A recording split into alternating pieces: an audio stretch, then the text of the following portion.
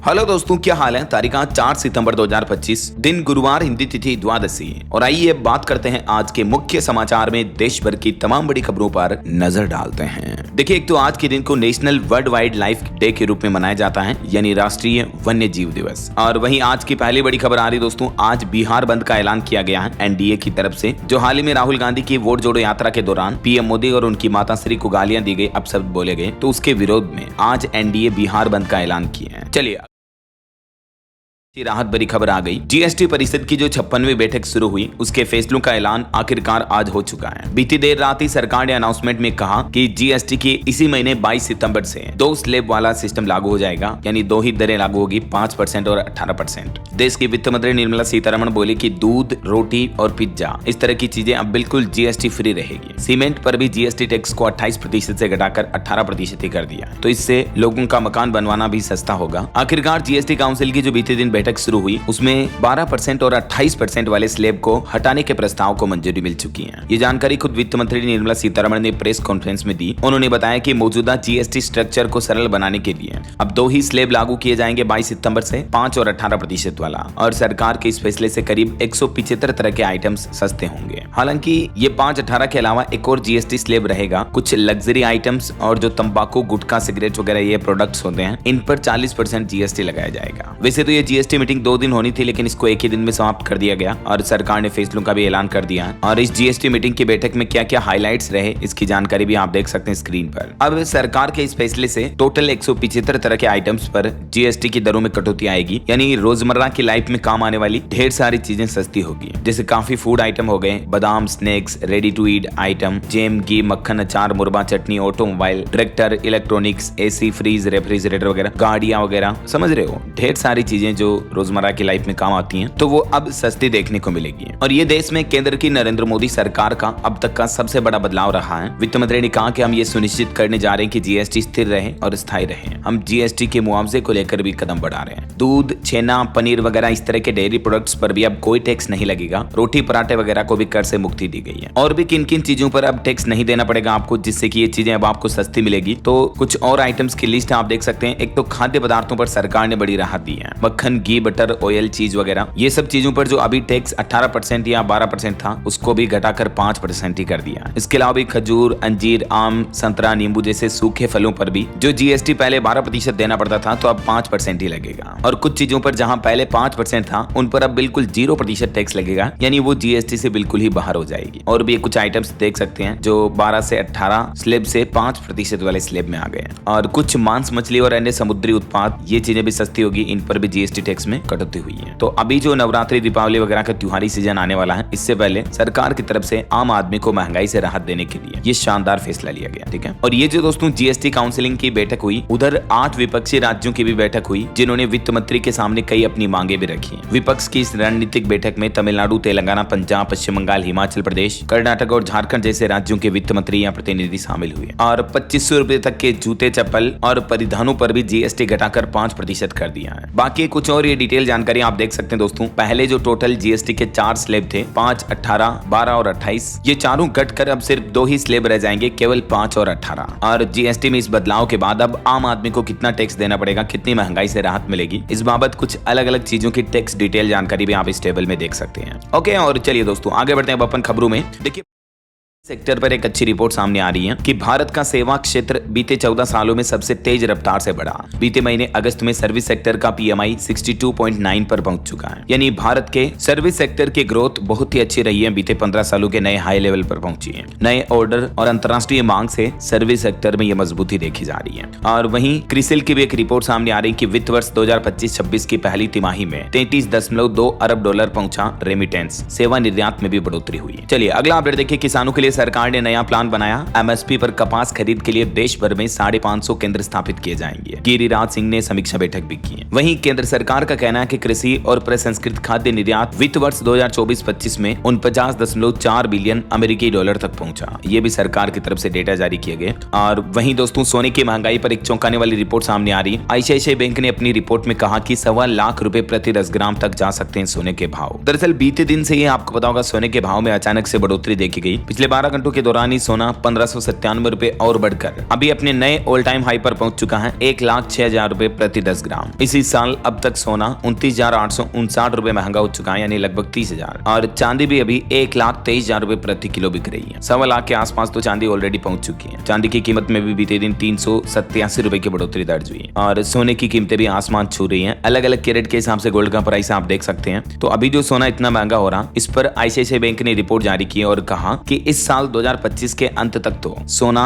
99,500 से लेकर 1,10,000 रुपए प्रति 10 ग्राम पर बीच में कारोबार करेगा, मतलब बीच में बना रहेगा। लेकिन अगले साल 2026 की पहली 6 माही में ही सोने का दाम 1,10,000 रुपए से बढ़कर 1,25,000 रुपए प्रति 10 ग्राम तक बढ़ जाएगा। हालांकि सोने की अमेरिकी घटनाक्रमों से प्रभावित होगा, तो अमेरिकी गवर्नमेंट टैरिफ वगैरह पर क्या फैसले लेती है, डॉलर रुपया विनिमय दर पर भी सोने की कीमतें टिकी रहती हैं। तो जैसे जैसे अमेरिका की और भू राजनीतिक घटनाएं देखने को मिलेगी, सोने की कीमतों के अपडेट हमें पता चल जाएंगे, है ना। चलिए अगली खबर देखिए। अमेरिका से पहली बार भारत को हस्तांतरित होगी परमाणु तकनीक। 5 सालों के प्रयास के बाद रास्ता साफ हुआ। आखिरकार अमेरिकी कंपनी अपनी परमाणु प्रौद्योगिकी भारत को हस्तांतरित करने जा रही है। भले ही अभी टैरिफ की वजह से भारत के साथ तनावपूर्ण अमेरिकी संबंध चल रहे हो, लेकिन इनके बीच ये भारत के लिए एक बड़ी उपलब्धि मानी जा रही है, क्योंकि अमेरिका की फ्लोसर्व कॉर्पोरेशन ने भारत की कोर एनर्जी सिस्टम लिमिटेड के साथ देश में परमाणु ऊर्जा जरूरतों को पूरा करने के लिए अपने प्राइमरी कूलेंट पंप पीसीपी प्रौद्योगिकी के हस्तांतरण यानी टेक्नोलॉजी शेयर पर सहमति बनी है। दोनों कंपनियों के बीच समझौता हुआ है। तो ये एक बहुत ही अच्छी बात है इंडिया अमेरिका के बिगड़ते रिश्तों के बीच, है ना। वैसे भारत को लेकर एक अच्छी रिपोर्ट ये भी सामने आ रही है कि भले ही अमेरिका भारी भरकम टैरिफ लगा रहा हो, लेकिन एक झटके में अमेरिकी टैरिफ के नुकसान की भरपाई हो जाएगी, क्योंकि 4 देशों ने हामी भी भर दी है। इन 4 देशों का जल्दी भारत के साथ एफटीए यानी फ्री ट्रेड एग्रीमेंट व्यापार समझौता हो जाएगा। 1 अक्टूबर से ही प्रभावी लागू होगा। कानूनी रूप से भी प्रारूप शामिल हुआ और इस समझौते से भारत को $100 अरब से भी ज्यादा का निवेश मिलेगा।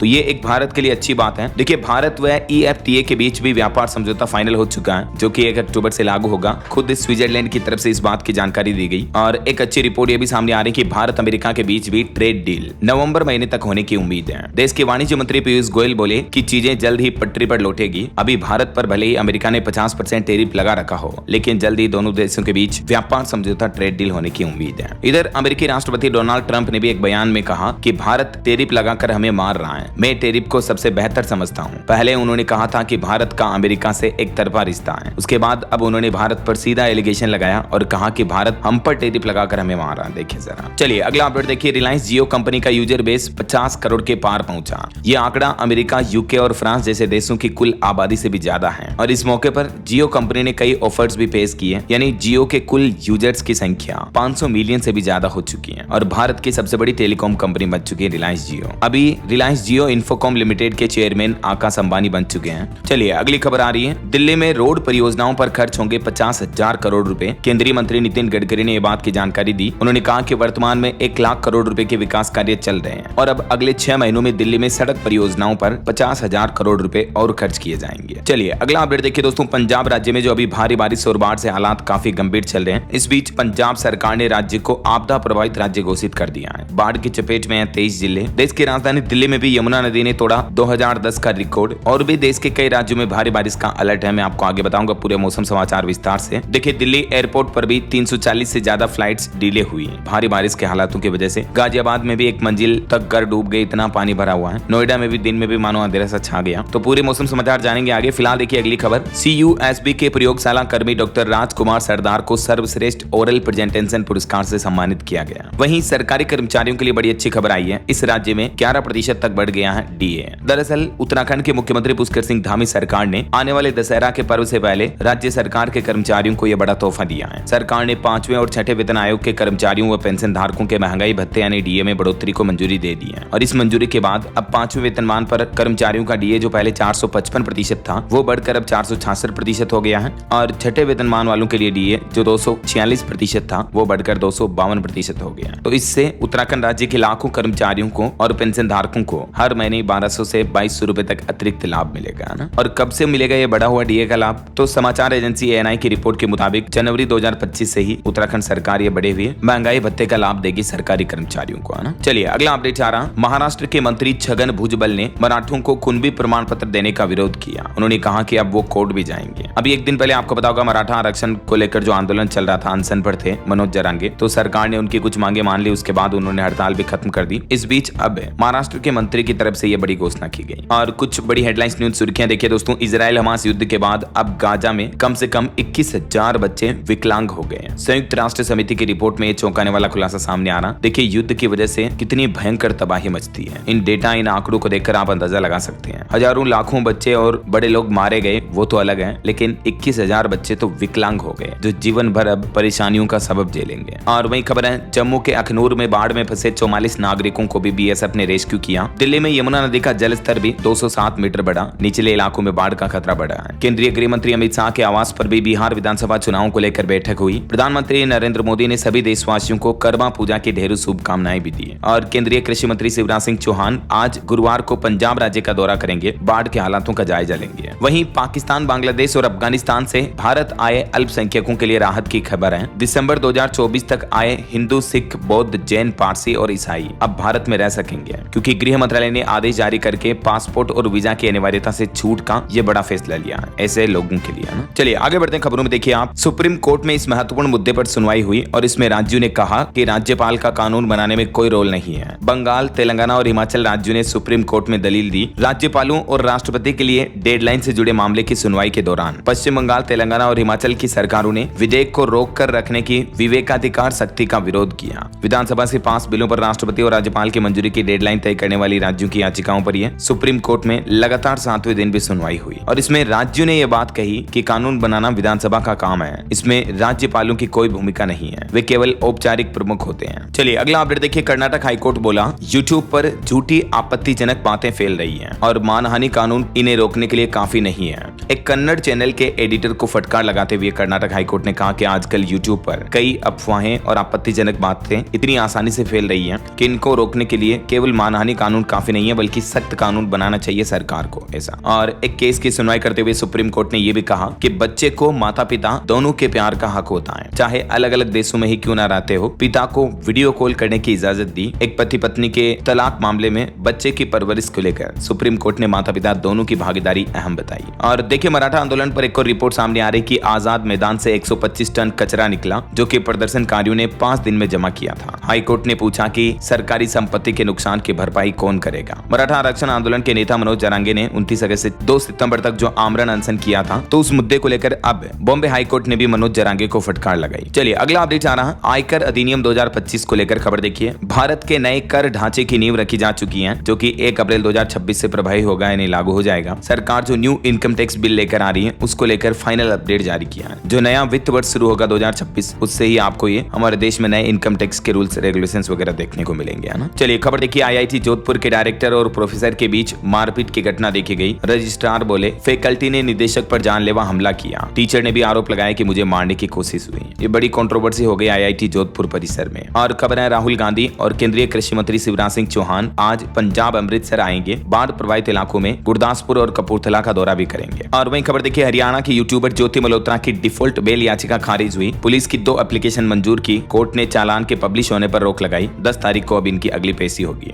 पाकिस्तान के लिए जासूसी करने के आरोप में अभी भी जेल में बंद है ज्योति मल्होत्रा। और वहीं देखिए हरियाणा की टीचर मनीषा की जो मौत हुई थी, उस मामले पर अब हरियाणा भिवानी पहुंची सीबीआई की टीम, जहां का ये मामला है। जांच सौंपने के 8 दिन बाद सीबीआई टीम आई। हरियाणा पुलिस से रिकॉर्ड मांगा। हत्या है या इस मामले में खुद मनीषा ने ये कदम उठाया, इसका राज अब सीबीआई खोलेगी। और देखिए हरियाणा में 5 लाख का एक इनामी मेनपाल बादली भी गिरफ्तार हुआ, जो कि 7 साल से कंबोडिया में छिपा था। चाचा की हत्या कर गैंगस्टर बनने का आरोप है इस पर। और खबर देखिए केंद्रीय मंत्री नितिन गडकरी बोले डीपीआर बनाने वाले कल्प्रिट हैं। 3500 करोड़ से बना मनाली कुल्लू 4 लेन टूटा। अधिकारियों को भी अंधा बताया उन्होंने। और वहीं इधर भाजपा ने विपक्ष पर फिर से फर्जी वोटर आईडी के आरोप लगाए। भाजपा बोले कि खेड़ा की पत्नी के पास भी 2 वोटर आईडी कार्ड हैं। उन्होंने डिटेल शेयर की। कांग्रेस नेता का नाम भी 2 लिस्ट में होने का दावा किया गया था। और तेलंगाना की राजनीति से एक और बड़ी खबर देखिए। केसीआर की बेटी कविता ने अब पार्टी एमएलसी के पद से भी इस्तीफा दे दिया। अभी एक दिन पहले आपको पता होगा उनकी मां ने खुद बीआरएस से उनको निलंबित कर दिया था। भाइयों पर भी पार्टी तोड़ने का आरोप लगाया। इस बीच अब बीआरएस नेता के कविता ने खुद ही इस्तीफा दे दिया एमएलसी पद से। चलिए अगली बड़ी खबर देखिए। महाराष्ट्र सरकार ने प्राइवेट कंपनियों में काम के घंटे 9 से बढ़ाकर 10 किए। कहा कि इससे राज्य में ज्यादा इन्वेस्टमेंट आएगा। महाराष्ट्र सरकार की तरफ से प्राइवेट कंपनियों में काम करने के हावर्स में ये बदलाव किया गया और महत्वपूर्ण बड़ा फैसला लिया है मुख्यमंत्री देवेंद्र फडणवीस की अध्यक्षता में हुई कैबिनेट बैठक में। वैसे तो ये नियम कर्नाटक, तमिलनाडु जैसे राज्यों में पहले से ही लागू है, लेकिन अब महाराष्ट्र में भी ये नया नियम लागू होगा ना। और वहीं देखिए, शीना बोरा हत्याकांड मामले पर इंद्राणी की बेटी बोली कि सीबीआई चार्जशीट में मेरे बयान फर्जी हैं। पीटर मुखर्जी के बेटू ने मां के पुश्तैनी गहने और 7 करोड़ केस चुराए। उन्होंने ये गंभीर आरोप लगाए। ये 2012 का काफी पुराना मामला है ना। और 2020 दिल्ली दंगा मामले पर भी खबर आ रही है। शर्जील इमाम और उमर खालिद की जमानत को नामंजूर किया, 9 याचिकाएं खारिज हुई। और एक बड़ा दावा किया जा रहा मीडिया रिपोर्ट्स में कि भारत को S-400 डिफेंस सिस्टम देगा रूस। रशियन अफसर बोले कि दोनों देश सहयोग बढ़ा रहे हैं। SCO समिट में मोदी बोले थे कि भारत रूस बुरे दौर में भी एक दूसरे के साथ रहते हैं। और खबर देखिए, उत्तर प्रदेश मेरठ जेल में बंद मुस्कान बोली कि मैं श्री कृष्ण जैसा बेटा चाहती हूँ। देखिए मतलब खुद के कर्म तो ऐसे कि खुद अपने पति सौरभ की जान लेकर जेल में बंद है और बेटा चाहिए कृष्णा जैसा। वैसे अभी मुस्कान 6.5 महीने की प्रेग्नेंट है, लेकिन सबसे बड़ा सवाल अभी भी यह है कि आखिर बच्चे का असली पिता कौन है, सौरभ या साहिल, जो कि मुस्कान का आशिक है। तो ये DNA रिपोर्ट सामने आने के बाद ही पता चलेगा। जांच पड़ताल अभी भी चल रही इस मुद्दे पर। चलिए अगला अपडेट देखिए। गाँव में भी अब जीवन, स्वास्थ्य और संपत्तियों को मिलेगा कवर, यानी इंश्योरेंस, बीमा वगैरह का लाभ मिल पाएगा। दिसंबर तक बीमा विस्तार के लॉन्चिंग की भी तैयारी की जा रही है। दरअसल ग्रामीण भारत के लिए जीवन, स्वास्थ्य और संपत्ति को कवर करने वाला बीमा उत्पाद बीमा विस्तार दिसंबर 2025 तक लॉन्च किया जा सकता है। ये जानकारी इंडस्ट्री संगठन की तरफ से दी गई। एक उद्योग संगठन ने बताया, जिसके तहत प्राइवेट इंडस्ट्री का भी ये प्लान है। प्रत्येक व्यक्ति को 5 लाख रुपए तक का इंश्योरेंस कवर दिया जाएगा। ग्रामीण क्षेत्रों में बीमा की पहुंच बढ़ाने के लिए एक नया उत्पाद लॉन्च किया जाएगा ना। अच्छा, वैसे इंश्योरेंस सेक्टर पर एक और समझौता हुआ है। एक्सिस मैक्स लाइफ इंश्योरेंस ने ग्रामीण इलाकों में पहुंच बनाने के लिए इंडिया पोस्ट पेमेंट बैंक के साथ भी एक समझौता करार किया है। इसका भी मकसद यही है, रूरल एरिया में इंश्योरेंस की जागरूकता और पहुंच को बढ़ाना है। और वहीं खबर देखिए, वित्त मंत्री निर्मला सीतारमण ने सिंगापुर के प्रधानमंत्री के साथ बातचीत की। सीमा पार डेटा प्रवाह, पूंजी बाजार में सहयोग समेत कई अहम मुद्दों पर वार्तालाप हुई। बहरहाल अभी तो अपन कुछ और महत्वपूर्ण और काम की खबरें देखेंगे दोस्तों, लेकिन फिलहाल वक्त तो चला है आज के ताजा मौसम समाचार जानने का। और हाँ, एक छोटी सी रिक्वेस्ट आपसे यह है कि अगर आप DLS न्यूज चैनल से अभी तक भी जुड़े नहीं हो तो जुड़ जाइए। चैनल को सब्सक्राइब करके बेल आइकॉन जरूर दबा दीजिएगा और इस वीडियो पर एक लाइक और शेयर भी कर देना, ताकि आपको रोजाना की ताजा खबरें, महत्वपूर्ण मुख्य समाचार, काम के न्यूज अपडेट सबसे पहले आपके मोबाइल पर मिलते रहेंगे। ओके, और चलिए बिना टाइम वेस्ट किए सीधा आगे बढ़ते मौसम अपडेट में। तो देखिए, देश की राजधानी दिल्ली में यमुना नदी ने पिछले कई सालों का रिकॉर्ड तोड़ दिया। अभी इतनी भयंकर बाढ़ के हालातों में यमुना बह रही है कि मुख्यमंत्री ऑफिस तक भी पानी पहुंच चुका है और राजधानी के शमशान घाट भी बंद हुई है। दिल्ली में आज रात 11 बजे तक यमुना का लेवल 207.44 मीटर दर्ज हुआ और दिल्ली एयरपोर्ट पर भी लगभग 350 फ्लाइट्स डिले हुई। कुछ और अलग अलग राज्यों के मौसम के हालात देखिए दोस्तों। पंजाब राज्य बाढ़ प्रभावित और आपदाग्रस्त राज्य घोषित हो चुका है। अब सेना की मदद मांगी गई। वडिंग बोले कि पीड़ितों की सेवा कर लौट रहे कांग्रेस ब्लॉक प्रधान की गोली मारकर जान ले ली गई। पंजाब के 1300 से भी ज्यादा गाँव में अभी बाढ़ आई हुई है। और देखिए, दिलजीत संभालेंगे 10 गाँव का जिम्मा, तो एमी विर्क ने भी गोद लिए 200 घर। बाढ़ के बीच पंजाबी फिल्म स्टार्स ने भी लोगों के लिए मदद का हाथ बढ़ाया। वहीं राजस्थान की भी एक घटना देखिए, मकान गिरने से एक युवक की मौत हो गई। नदी में बहने लगा ट्रैक्टर भी। जयपुर शहर के कई पोस्ट इलाके डूब गए। आज और कल भी राजस्थान के 26 जिलों में भारी बारिश का अलर्ट रहेगा। मध्य प्रदेश में भी इंदौर, भोपाल समेत कई जिलों में देर रात से तेज बारिश जारी रही। श्योपुर में बाजार डूबा, हरदा में गांव का संपर्क भी कटा। वहीं बिहार के मानसून का लाइव अपडेट देखिए। नालंदा, मुंगेर में तेज बारिश हुई। 23 जिलों में अलर्ट जारी हुआ। राजगीर में मैच के दौरान मैदान में भी पानी भर गया। तस्वीरें आप देख सकते हैं। और पहाड़ी राज्य हिमाचल में देखिए, 7 सितंबर तक स्कूल कॉलेज बंद किए गए। शिमला में चलती बस पर चट्टाने गिरी, जिसमें 2 महिलाओं की मौत हो गई। एयरपोर्ट से 5 हेलीकॉप्टर मांगे मदद के लिए। और बाढ़ की स्थितियों के बीच पंजाब में भी स्कूलों की छुट्टियां बढ़ाई गई। हिमाचल प्रदेश के डीजीपी ने भी भारी बारिश के बीच सभी अधिकारियों को पूरी तरह से तैयार रहने के निर्देश दिए हैं। और हरियाणा में देखिए दोस्तों, 4 जिलों में प्राइवेट और सरकारी स्कूलों में छुट्टियां घोषित हुई। 3 नदियां ओवरफ्लो चल रही हैं।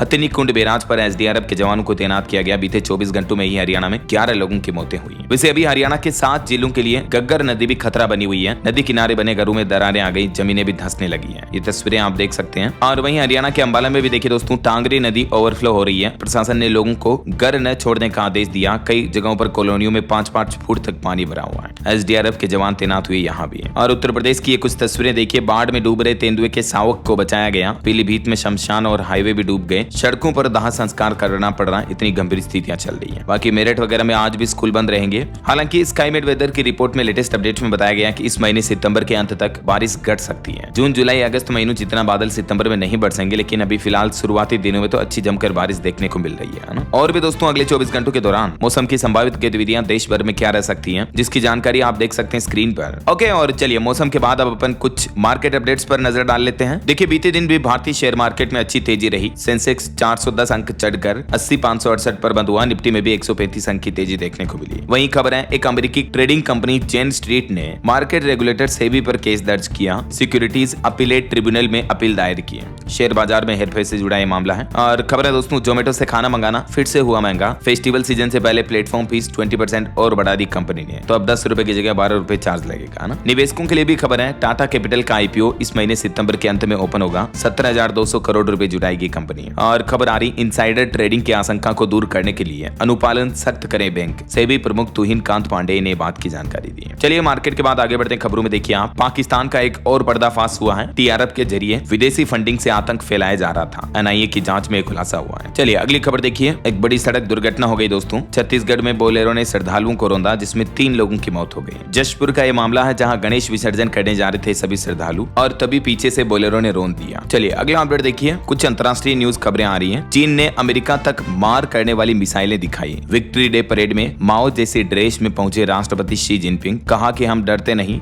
आगे बढ़ते हैं। वहीं खबर आ रही कि चीन से किम जोंग का झूठा गिलास ले गए बॉडीगार्ड्स। पुतिन से मुलाकात के बाद फिंगरप्रिंट भी मिटाए, सीक्रेट जानकारी लीक होने का खतरा है। और चीन की विक्ट्री डे परेड की ये कुछ और तस्वीरें देखिए। चीनी सेना में शामिल हुए रोबोट भेड़िए भी, बिना पायलट के उड़ने वाला फाइटर जेट और पानी के अंदर चलने वाला ड्रोन भी। चाइना ने अपना 80वां विक्ट्री डे मनाया और इस दरमियान ये शक्ति प्रदर्शन किया। वहीं खबर आ रही, रूसी राष्ट्रपति पुतिन के सामने फिर ईयरफोन नहीं लगा पाए पाकिस्तानी पीएम। रूसी राष्ट्रपति ने उनको सिखाया कि ऐसे लगाते हैं। 3 साल पहले भी ऐसी गलती कर चुके हैं शहबाज। उनका ये वीडियो भी सामने आ रहा, देख सकते हैं आप। और खबर देखिए, पुतिन और जिनपिंग ने इंसान के 150 साल जीने और अमर होने पर बात की और ये बातचीत माइक में भी रिकॉर्ड हुई। रूस के राष्ट्रपति व्लादिमीर पुतिन और चीनी राष्ट्रपति की ये सीक्रेट बातचीत रिकॉर्ड हो गई। और खबर देखिए, नॉर्थ कोरिया के सुप्रीम लीडर किम जोंग की बेटी पहली बार नॉर्थ कोरिया के बाहर दिखाई दी। अपने पिता के साथ वो चीन के विक्ट्री परेड में शामिल होने आई थी। दावा किया जा रहा है कि वो अगली लीडर होगी। और खबर है, भारत और जर्मनी दोनों देशों के बीच व्यापारिक सुगमता बढ़ाने पर भी चर्चा हुई। स्पेस व रक्षा क्षेत्रों में सहयोग बढ़ाने की तैयारी चल रही है। फार्मा एक्सपोर्ट पर भी खबर आ रही है। रूस, नीदरलैंड और ब्राजील में फार्मा निर्यात बढ़ाएगा भारत। अमेरिकी टैरिफ से निपटने की भी तैयारी की जा रही है। वहीं मूडीज की एक रिपोर्ट देखिए, भारी मंदी के कगार पर है अमेरिका। मूडीज ने चेतावनी जारी करते हुए कहा कि 1/3 अर्थव्यवस्था अमेरिका की पहले से ही संकट में है। मूडीज एनालिटिक्स के मुख्य अर्थशास्त्री की तरफ से अमेरिकी राष्ट्रपति डोनाल्ड ट्रंप को भी ये चेतावनी दी गई। चलिए खेल समाचार पर खबर देखिए, साउथ अफ्रीका ने 7 विकेट से जीता लीड्स वनडे मैच। और हॉकी एशिया कप के सुपर 4 में भारत कोरिया के बीच मैच विड्रॉ हुआ। स्कोर 2-2 से बराबर रहा। और वहीं खबर है, विधानसभा चुनाव को लेकर बीजेपी बनाएगी अभियान और चुनाव समिति भी। दिल्ली में बैठक के बाद बोले दिलीप जायसवाल, विपक्ष के भ्रम को तोड़ेंगे। 25 सितंबर तक कार्यकर्ता सम्मेलन का आयोजन होगा। हिमाचल प्रदेश में भी देखिए एक बड़ी घटना हो गई। बस पर चट्टाने गिरी, 2 महिलाओं की मौत हो गई। महाराष्ट्र, केरल और उत्तर प्रदेश के टूरिस्ट भी इसमें घायल हो गए। रामपुर से शिमला आते वक्त यह हादसा हुआ। चलिए अगली खबर देखिए, अब दवाओं का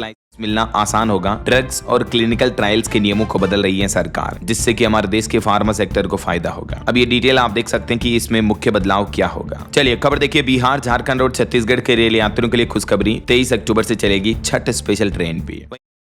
5 सितंबर को उपेंद्र कुशवाहा की बड़ी रैली आयोजित होगी। उन्होंने कहा कि संवैधानिक अधिकार है हमारा, परिसीमन सुधार का मुद्दा रखेंगे। और देखिए, पाकिस्तान में एक घटना हो गई। क्वेटा में रैली के दौरान ब्लास्ट हुआ, जिसमें 14 लोगों की जान चली गई, 30 से ज्यादा घायल हो गए। वहीं 6 सितंबर को बिहार के मुख्यमंत्री नीतीश कुमार भी राजपुर का दौरा करेंगे। कई विकास परियोजनाओं का मुख्यमंत्री उद्घाटन करेंगे यहाँ। और बिहार पटना में देखिए, पहली बार 800 मीटर ट्रैक पर दौड़ी मेट्रो ट्रेन। खामियों को जांचने के लिए पहला ट्रायल रन पूरा हुआ। खुद मंत्री देखने पहुंचे पीएम मोदी। जल्दी इसका उद्घाटन कर सकते हैं 15 तारीख के आसपास। और ऑटो इंडस्ट्री से खबर आ रही, मारुति की नई एसयूवी विक्टोरिस स्पेस की कंपनी ने इसे क्रैश टेस्ट में 5 स्टार सेफ्टी रेटिंग मिली। इसमें हाइब्रिड और सीएनजी वेरिएंट दोनों ही ऑप्शन मिलेंगे। वहीं बॉलीवुड से खबर देखिए, एक्ट्रेस गौहर खान बनी दूसरी बार मां। बेबी बॉय को जन्म दिया। सोशल मीडिया पर गुड न्यूज शेयर की। और देखिए, जब बिहार के मुख्यमंत्री नीतीश कुमार गया जी पहुंचे तो विकास पुरुष जिंदाबाद के नारे लगाए लोगों ने। उन्होंने कहा कि जनता की हर जरूरत को पूरा करेगी सरकार। यूएस टेरिफ पर एक और खबर आ रही कि भारत ने तांबे पर 50% टेरिफ को लेकर भी अमेरिका से मांगा परामर्श। जल्दी बातचीत होने की उम्मीद है। और रशियन ऑयल पर भी खबर देखिए, अमेरिका से टेरिफ विवाद के बीच भारत ने रूस से तेल की खरीदारी कम की। चीन को लेकर भी अपडेट सामने आ रहा, ब्लूमबर्ग की तरफ से रिपोर्ट जारी की गई। और वहीं देखिए दोस्तों, वैज्ञानिकों के एक शोध में चौंकाने वाला खुलासा सामने आ रहा कि पुरुषों से ज्यादा महिलाओं में होती है एंजाइटी और डिप्रेशन की समस्या। विश्व स्वास्थ्य संगठन WHO की तरफ से एक रिपोर्ट जारी की गई महिला पुरुषों के मानसिक स्वास्थ्य को लेकर। और कॉम्पिटिटिव एग्जाम पर भी खबर देखिए, दिव्यांग उम्मीदवारों के लिए कुछ नियमों में बदलाव हुआ है। अब ऑन स्क्राइब सिस्टम खत्म होगा। केंद्र सरकार ने दिव्यांग उम्मीदवारों के लिए आयोजित होने वाली प्रतियोगी परीक्षाओं में स्क्राइब यानी लिखने वाले सहायक से जुड़े नियम में बदलाव किया है। और नई गाइडलाइन में अब ऑन स्क्राइब सिस्टम को चरणबद्ध तरीके से खत्म किया जाएगा धीरे धीरे ऐसा। तो अब इस बदलाव के बाद नए प्रावधान क्या होंगे दिव्यांग स्टूडेंट्स के लिए, जिसकी डिटेल जानकारी भी आप देख सकते हैं। चलिए, केंद्र सरकार की कैबिनेट बैठक में 1500 करोड़ की योजना को मंजूरी मिली। ई वेस्ट से निकाले जाएंगे कीमती खनिज, 70,000 रोजगार के अवसर भी पैदा होंगे। प्रधानमंत्री नरेंद्र मोदी की अध्यक्षता में जो कैबिनेट की बैठक हुई, इसमें सबसे बड़ा फैसला 1500 करोड़ की प्रोत्साहन योजना को मंजूरी देना रहा। ये योजना देश में ई वेस्ट और बैटरी के कचरे से कीमती खनिज निकालने की क्षमता विकसित करने के लिए लाई गई है केंद्र सरकार की तरफ से, है ना। चलिए खबर देखिए, इनसाइडर ट्रेडिंग की आशंका को दूर करने के लिए अनुपालन सख्त करे बैंक, सेबी प्रमुख तुहिन खान ने निर्देश दिए। वहीं खबर आ रही है, उत्तर प्रदेश, पंजाब समेत कई राज्यों में आज स्कूल कॉलेज भी बंद रहेंगे। भारी बारिश के चलते राज्य सरकारों ने ये फैसले लिए हैं। और उत्तर प्रदेश में आउटसोर्सिंग कर्मचारियों के लिए भी अच्छी खबर है। अब 3 साल के लिए होगी भर्ती, पीएफ से सैलरी तक कई चीजों में बदलाव होगा। मैंने आपको बताया था ना, सीएम योगी आदित्यनाथ ने कैबिनेट बैठक में कई महत्वपूर्ण फैसले लिए, है ना। बीते दिन सारी डिटेल जानकारी आपको विस्तार से बताई थी। चलिए अगला अपडेट देखिए, क्रिटिकल मिनरल्स रीसाइक्लिंग को भी बढ़ावा मिलेगा। सरकार ने जो 1500 करोड़ की इंसेंटिव स्कीम को मंजूरी दी, उससे ई वेस्ट के जरिए कीमती खनिज धरती से निकाले जाएंगे और हजारों लोगों को रोजगार भी मिलेगा ना। और चैट जीपीटी का एक अपडेट देखिए, भारत समेत दुनिया भर में ठप पड़ गया था एआई चैट जीपीटी, नहीं कर रहा रेस्पॉन्ड, हजारों यूजर परेशान हुए हैं। वहीं ओपन एआई ने भारत पर बड़ा दांव खेला है। 1 गीगावाट डेटा सेंटर बनाने की तैयारी की जा रही है। 5 लाख मुफ्त लाइसेंस भी बांटेगी एआई कंपनी भारत में। और सेमिकॉन इंडिया समिट के दूसरे दिन भी पहुंचे पीएम मोदी। उन्होंने कहा कि कागजी कार्रवाई घटने से चिप उत्पादन भी तेज होगा। वहीं गूगल कंपनी को अमेरिकी अदालत से बड़ी राहत मिली है। अब कंपनी को नहीं बेचना पड़ेगा क्रोम ब्राउजर, डेटा साझा करने का आदेश जारी हुआ। चलिए अगली खबर देखिए, आदिवासियों तक मेडिकल सेवाओं की पहल, छत्तीसगढ़ कॉन्टिनेंटल हॉस्पिटल तेलंगाना के बीच एमओयू संपन्न हुआ। वहीं भूटान के प्रधानमंत्री रामलला के दर्शन करेंगे। 5 सितंबर को ऐतिहासिक दौरा होगा उनका कल। अयोध्या में खास तैयारियां भी शुरू हुई। और गृह मंत्री अमित शाह ने ऑपरेशन ब्लैक फॉरेस्ट के सुरक्षा बलों को सम्मानित किया। 31 नक्सलियों को ढेर किया था इन्होंने। यूपी कानपुर में शिवालय पार्क बनाने का फैसला वापस लिया। मायावती ने योगी सरकार को कहा धन्यवाद। समंदर में बढ़ेगी अब भारत की ताकत, नौसेना को जल्द मिलेगी 9 नई सबमरीन। कीमतों पर हो रहा मंथन। भारत सरकार और रक्षा मंत्रालय इस नई डील को पूरी करने को लेकर बातचीत कर रहे हैं। और वहीं देखिए, उत्तर प्रदेश में बाराबंकी में लाठी चार्ज पर भी सीएम योगी ने बड़ा एक्शन लिया। सीओ को हटाया, चौकी की पूरी पुलिस फोर्स को लाइन हाजिर कर दिया। और वहीं देखिए दोस्तों, ग्रेटर नोएडा वालों के लिए भी खुशखबरी, जल्द ही शुरू होगा एक्वा मेट्रो विस्तार, बनेंगे 11 स्टेशन भी। और खबर आ रही कि फूड प्लेटफॉर्म स्विगी ने भी 3 सप्ताह में तीसरी बार बढ़ाई प्लेटफॉर्म फीस। अब 5-10 रुपए में काम नहीं चलेगा, बल्कि जो इससे पहले 12-14 था उसे भी अब बढ़ाकर 15 रुपए कर दिया है। यानी हर ऑर्डर पर ग्राहकों को 15 रुपए एक्स्ट्रा देना होगा। चलिए खबर देखिए, भारत ने अफगान छात्रों के लिए 1000 ऑनलाइन छात्रवृत्ति की घोषणा की है। अफगानिस्तान में युवाओं के उच्च शिक्षा को समर्थन देने के लिए ये सरकार की बहुत ही अच्छी पहल है। और वही देखिए, ट्रांसजेंडर के अधिकारों पर होगा राष्ट्रीय सम्मेलन का आयोजन। राष्ट्रीय मानवाधिकार आयोग अध्यक्ष होंगे इसके मुख्य अतिथि। 4 सितंबर को आज ही ये सम्मेलन होना है। और उत्तर प्रदेश के मुख्यमंत्री योगी आदित्यनाथ की कैबिनेट बैठक में 1600 करोड़ के निवेश प्रस्तावों को मंजूरी मिली। इन 4 कंपनियों को जारी होंगे एलओसी भी। वहीं यूपी में बनेगी एक और 4 लेन सड़क, चौड़ीकरण के लिए भी 1500 पेड़ काटे जाएंगे। बाराबंकी में लखनऊ महमूदाबाद मार्ग को विस्तार करने को लेकर ये प्लान है। और यूपी कैबिनेट में एक और बड़ा फैसला लिया गया, 3 साल होगा राज्य विधि आयोग के अध्यक्ष का कार्यकाल भी है। वहीं खबर है, बिहार में 14 से 18 सितंबर तक होगा शिक्षकों का ट्रांसफर। ऑनलाइन आवेदन 5 से 13 सितंबर तक लिए जाएंगे। और बिहार में 22 विशेष सर्वेक्षण पदाधिकारी कर्मी भी नौकरी से बर्खास्त किए गए। हड़ताल से नहीं लौटने पर सरकार ने बड़ी कार्रवाई की। चलिए दोस्तों, अब अपन कुछ और स्टेट न्यूज अपडेट देख लेते हैं फटाफट से। देखिए, आसाराम बापू को गुजरात हाईकोर्ट से भी नहीं मिली राहत, अंतरिम जमानत बढ़ाने से इनकार कर दिया। गुजरात केस में सजा स्थगन वाली याचिका पर भी 22 तारीख को सुनवाई होगी। वहीं राजस्थान में शहीदों के स्मारक के लिए फ्री जमीन देगी सरकार। कॉलेज यूनिवर्सिटी की लैंड का एरिया भी घटाया। भू आवंटन की नई पॉलिसी में राजस्थान सरकार ने ये 2 प्रमुख बदलाव किए हैं। यूनिवर्सिटी और कॉलेजों के लिए डिटेल जानकारी आप देख सकते हैं। और वहीं देखिए, राजस्थान के दौसा में भी एक घटना हो गई। 1 लाख के इनामी डकैत को लेकर जा रही पुलिस वैन भिड़ी, ड्राइवर की मौत हो गई। वहीं राजस्थान सरकार ने एक और नया नियम लागू कर दिया है। अब मनमानी फीस वसूलने पर सीधा रद्द होगा कोचिंग इंस्टीट्यूट का रजिस्ट्रेशन। ये नया बिल भी विधानसभा में पास हो चुका है। कांग्रेस विधायक ने पार्टी लाइन के खिलाफ जाकर इसका समर्थन भी किया। और राजस्थान डोमेस्टिक ट्रेवल मार्ट का आयोजन 12 सितंबर से होगा जयपुर में। वहीं राजस्थान में 6 शिक्षकों को मिलेगा Mala Mathur memorial lifetime achievement award भी। राजस्थान एमएसएमई संवाद 2025 में जुड़े इंडस्ट्री के दिग्गज। और देखिए मध्य प्रदेश के भोपाल में क्रिएटर समिट का आयोजन हुआ। 6 कंटेंट क्रिएटर जिन्होंने अपने शौक को प्रोफेशन में बदला। एमपी अनूपपुर में भी 5 सितंबर को मिलाद उन नबी पर जुलूस होगा। प्रशासन ने गाइडलाइंस जारी की। और खबर है अब 2 बार होगी सीबीएसई की 10वीं की बोर्ड परीक्षा। 30 सितंबर तक स्कूलों से मांगे एलओसी। और इसके लिए अपार आईडी मैंडेटरी होगी। फॉर्म भरने में हुई गलती तो साल होगा खराब। और छत्तीसगढ़ रायपुर में भी देखिए दोस्तों गणेश विसर्जन और ईद के मौके पर डीजे और पटाखे बजाने पर बैन रहेगा। मतलब डीजे बजाने और पटाखे फोड़ने पर 8 सितंबर को झांकी निकलेगी। वहीं छत्तीसगढ़ में एनएचएम कर्मचारियों का 16वां दिन हो गया, अभी भी हड़ताल जारी है। बलरामपुर में संविदा प्रथा के विरोध में शव यात्रा भी निकाली कर्मचारियों ने। वहीं छत्तीसगढ़ के बीजापुर में गृह मंत्री अमित शाह ने ऑपरेशन ब्लैक फॉरेस्ट में शामिल जवानों को सम्मानित किया। मैंने आपको बताया था अपडेट। और देखिए छत्तीसगढ़ के रायपुर की तरह दुर्ग में भी नो हेलमेट नो पेट्रोल कानून लागू हुआ। यानी पेट्रोल पंपों पर अब आपको तभी फ्यूल दिया जाएगा जब आप हेलमेट लगा कर जाओगे, समझ रहे हो। और छत्तीसगढ़ से दिवाली छठ पर भी 4 और स्पेशल ट्रेनें चलेगी। वहीं उत्तर प्रदेश से एक और बड़ी खबर आ रही, दरोगा भर्ती 2021 के अभ्यर्थियों का निरस्तीकरण रद्द किया। हाईकोर्ट ने सरकार से कहा कि 3 महीने के अंदर अंदर भर्ती करवाई जाए। इलाहाबाद हाईकोर्ट ने यूपी सरकार को निर्देश जारी किया। और देखिए भारत डीप टेक 2025 की दिशा में यूपी से आगे बढ़ेगा। सीएम योगी ने कानपुर में एक कार्यक्रम के आयोजन में कहा कि पिछले 11 सालों में हमने भारत को बदलते देखा है। विकसित यूपी 2047 के लिए भी सीएम योगी ने सुझाव मांगे। क्यूआर कोड और ऑनलाइन पोर्टल भी लॉन्च हुआ। ये ऑनलाइन पोर्टल का एड्रेस है, देख सकते हैं आप, samarth-uttarpradesh.up.gov.in। योगी सरकार का भी प्लान है भारत के साथ उत्तर प्रदेश को भी 2047 तक विकसित किया जाए। तो इस मिशन के लिए अब यूपी की आम जनता भी सुझाव दे पाएगी कि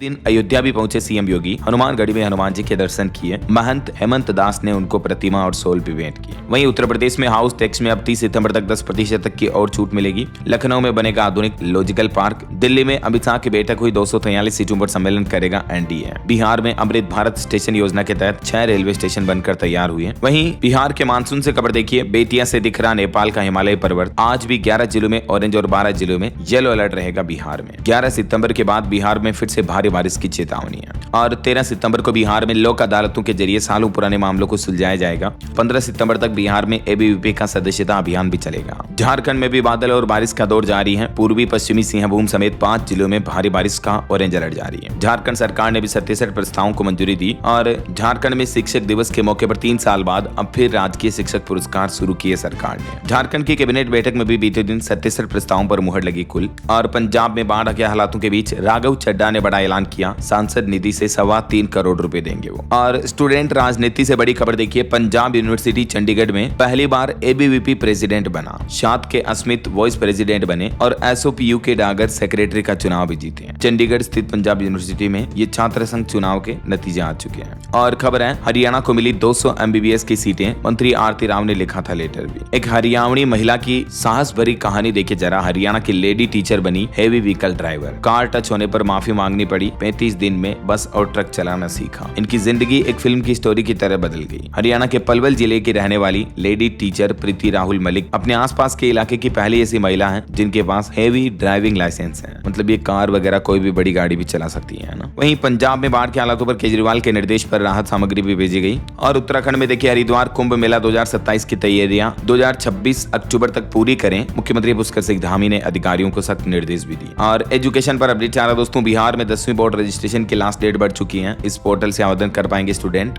और सरकारी नौकरी पर भी खबर है, इंटेलिजेंस ब्यूरो में 455 पदों पर भर्ती निकली है। 10वीं पास को भी मौका है। इसकी लास्ट डेट रहेगी 28 सितंबर, ठीक है। और बीपीएससी में भी आरबीटीएस होम्योपैथिक कॉलेज में सहायक प्रधानाध्यापक के 18 पदों पर भर्ती की आखिरी आवेदन तारीख बढ़ी। उम्मीदवार अब 20 सितंबर तक आवेदन कर पाएंगे। ओके, और अंत में दोस्तों आज के राशिफल पर नजर डाल लेते हैं। तो देखिए धनु राशि वालों को आज रुका हुआ पैसा मिलने के योग है। और कर्क राशि के लोगों को भी नौकरी में मनचाहा ट्रांसफर वगैरह मिल सकता है। बाकी और भी कुछ अलग अलग राशियों का राशिफल आप देख सकते हैं स्क्रीन पर। और हाँ दोस्तों, आप मुझे कमेंट करके बताइए कि हाल ही में किस राज्य सरकार ने प्राइवेट सेक्टर में काम करने के लिए घंटों में बढ़ोतरी की है। किस राज्य में फैसला लिया गया, कमेंट करके बताइए। सही जवाब देने वाले लोगों को रैंडमली सेलेक्ट होने पर डीएलएस न्यूज टीम की तरफ से एक शानदार सरप्राइज गिफ्ट जीतने का मौका मिलेगा। और इसी के साथ अगर आपको वीडियो अच्छा लगा तो इसे लाइक करना, शेयर भी करना। डीएलएस न्यूज चैनल को सब्सक्राइब करके बेल आइकन जरूर दबा देना। रोजाना ऐसे इन्फॉर्मेटिव जानकारियां, महत्वपूर्ण समाचार देखते रहने के लिए। ओके, ख्याल रखिएगा अपने आप का, अपने परिवार का। मिलेंगे अगले नेक्स्ट अपडेट में, तब तक के लिए जय हिंद, जय भारत,